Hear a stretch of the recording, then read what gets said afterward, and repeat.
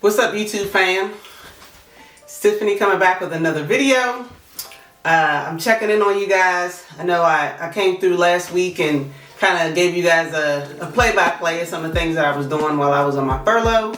And I did want to make it clear, but for those who didn't watch that video, first things first is that I'm currently furloughed. I work for the federal government. I do still enjoy doing photo boothing on the side as one of my many streams of income. And I wanted to make clear that despite me saying, hey, I want this channel to take a broader focus and talk about more than just the photo booth, I am still going to be making content centered around photo boothing and things that you guys can do to grow your business and continue to share, lessons learned and ideas and things of that nature with you all. So with that said, this is actually week 2 for me of going into, or actually I think this is going to be my 3rd week going into the official government shutdown. But because I've been working for the majority of the shutdown, that's always fun, right? To get paid, but I mean, to be working and not be getting paid right away. This will be my 2nd week going into having some days off from working. So I've been going into the office for the majority of the time, and then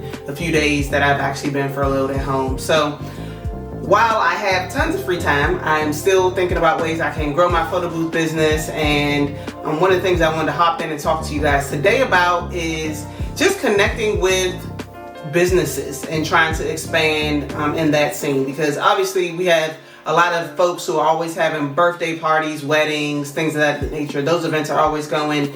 In a climate like right now, you might not be seeing as many of those just because, at least in my area, I live in the DMV, a lot of people are either working for the government or contractors to the government. So a lot of money is tied up in things that's going on with the government. So in a time right now where those type of events might be slow, you might not be seeing as many parties, or maybe parties are still happening, but their budget might be a little tighter. Thinking of ways that you can connect to business, right? Because to me, that is where a lot of the money can be made, and that is where you might find a little bit more consistency. Once you get those clients, they'll come back over and over again as they have more events. So I did want to talk a little bit about that, some of my thought processes, some of my goals when I'm going into reaching out to those type of clients. But first things first, before we get into that, make sure you like this video, make sure you subscribe if you haven't already. We officially hit 1,000 subscribers. And make sure you get down in the comments, share your thoughts, ideas, things that you want to share with the group so that we can all grow our businesses together. All right, so let's hop right into the topic. I got my notes here so I don't forget anything.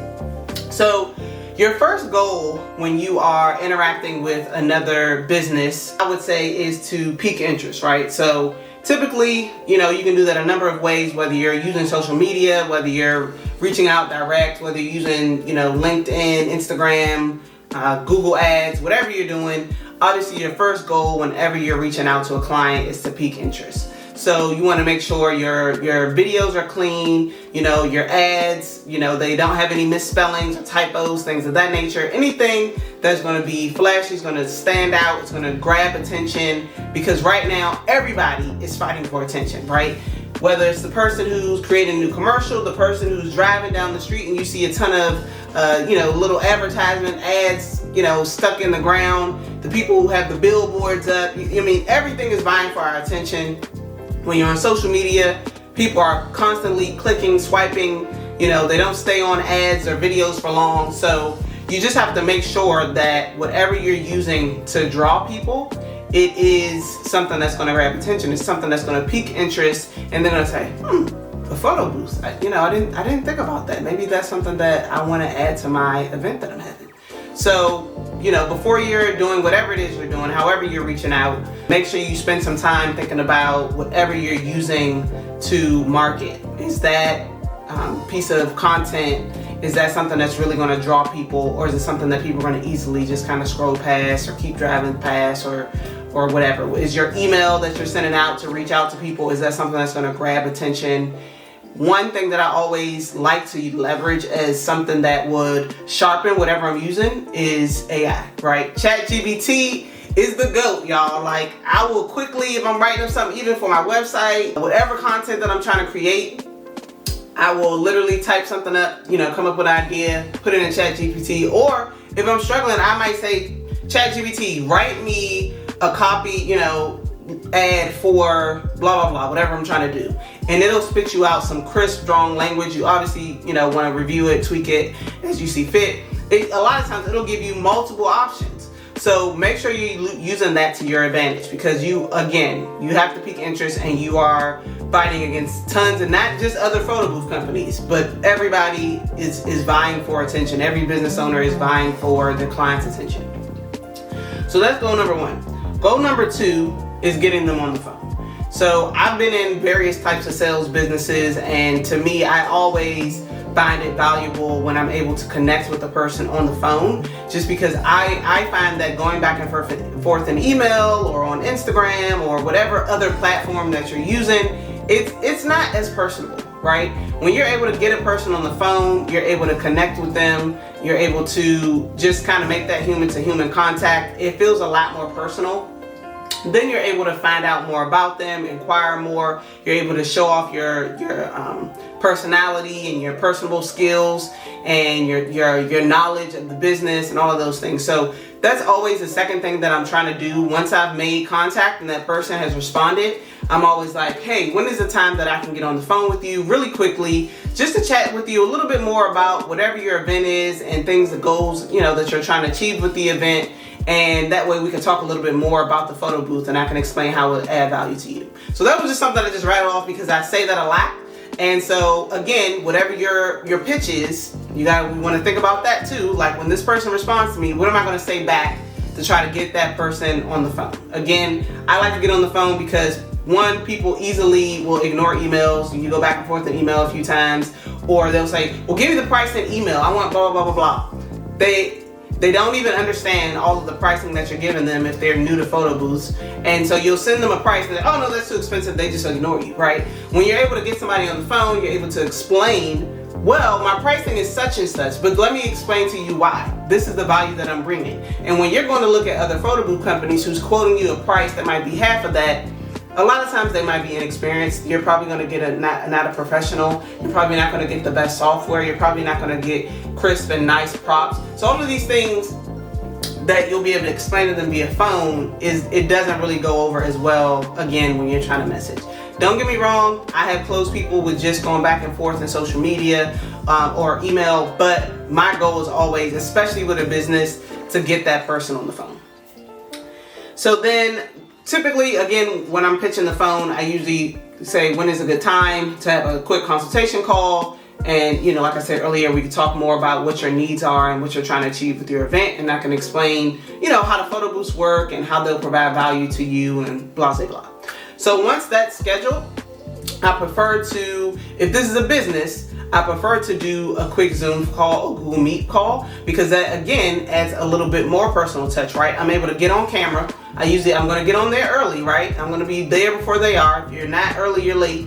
And so I'm going to be there before they are. I'm going to have my camera on. So that's going to pressure them to have their camera on. And again, that adds a little bit more of a personal touch. And guys, keep in mind, I'm not saying you have to do this with every client. I'm talking business clients, because again, the name of the game is repeat customers, right? So when you have a business client, that business is going to have multiple events, and they also are going to know other businesses. So I can't tell y'all how many times I booked one business and they were like, oh, well, I told my friend in such and such company to give you a call, right? So don't go into it thinking, gosh, I'm putting a lot of time into this person. Like, go into this thinking the potential is endless for me to continue to make money through my connection with this client. So I do like to, with my businesses and companies, like to have a video call to go through and have our consultation discussion. And so when we have that, like I said, I'll be up there before they are. I'll have my camera on. I'll have my screen shared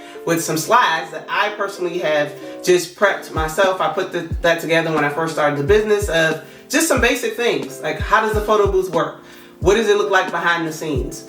What is the value that I'm adding to you by me, coming and doing this photo booth? What is my pricing structure? What does that pricing include? What are some of the other companies that I've partnered with?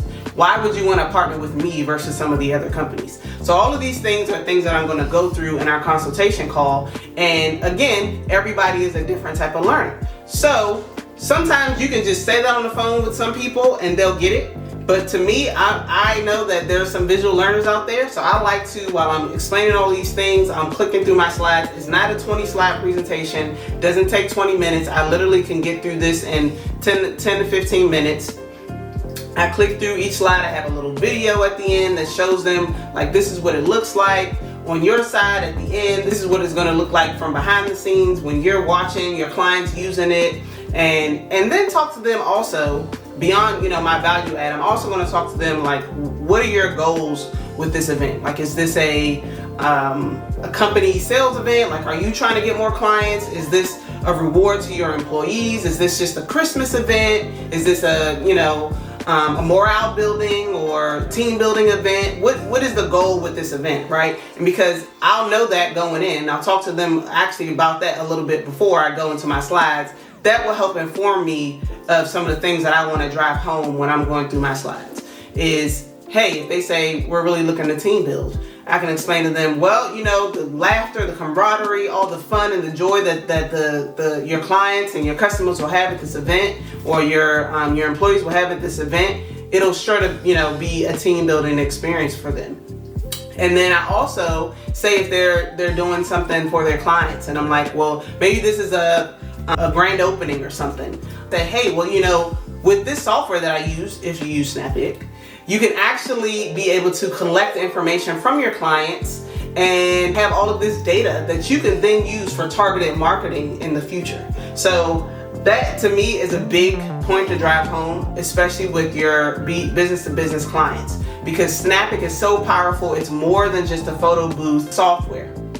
It has a lot of information that you can pull from the software at the end of the event that then could be used for targeted marketing. So that is one large major selling point that I give to all my businesses is, hey, you're actually going to be able to use this as a marketing tool, not just on the back end. So once you get that information on the back end, you're able to then make targeted ads and you know, marketing copy for that particular sector of, you know, type of people that you have, whether it's more women, whether it's more men, whatever it is that you're finding out from this data that you're getting from Snappic, you're able to then use that to, you know, market in the future.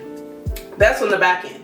On the front end, you know that all your clients, once they use this photo booth, they're going to post it to their social media.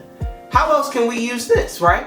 Well, maybe we'll put in something that'll say your company's name, or maybe we'll have a little clip at the end, a little video that could also be, you know, marketing for your company. There's so many things that you can tie into marketing for your client that you want to make sure you drive home having this consultation call.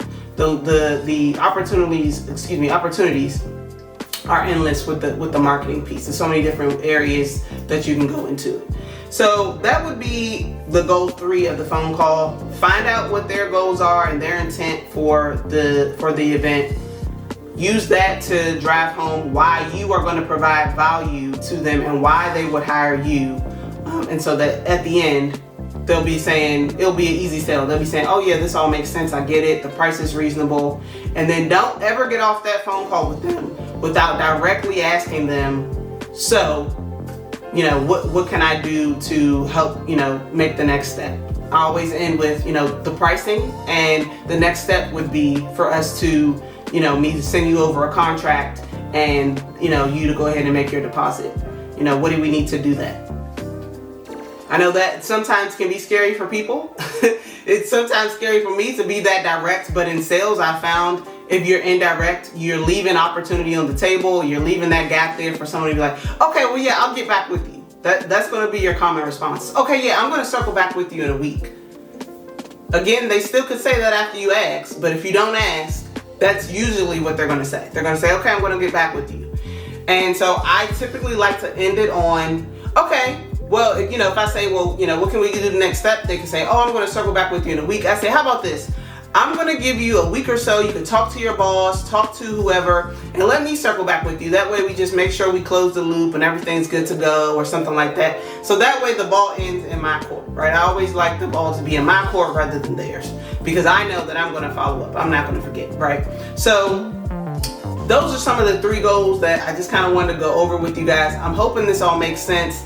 I don't think I went too fast. I'm hoping that I didn't. But goal number 1, again, peak interest. Goal number 2, get them on the phone for a consultation meeting. Number 3, at that consultation meeting, understand what their needs and their requirements are for their event, their intent, and then make sure you provide value, explaining to them why you will be the perfect person to, help them meet whatever their goal is, okay? So with that said, I'm gonna stop talking because I've talked enough in this video. Make sure you like this video, make sure you get down in the comments, share your thoughts and ideas. And if you aren't already, please make sure you subscribe. I'm trying to get the subscribers up. I'm trying to be consistent going into 2026. So with that said, I'm going to catch y'all on the next video. All right. Peace, YouTube.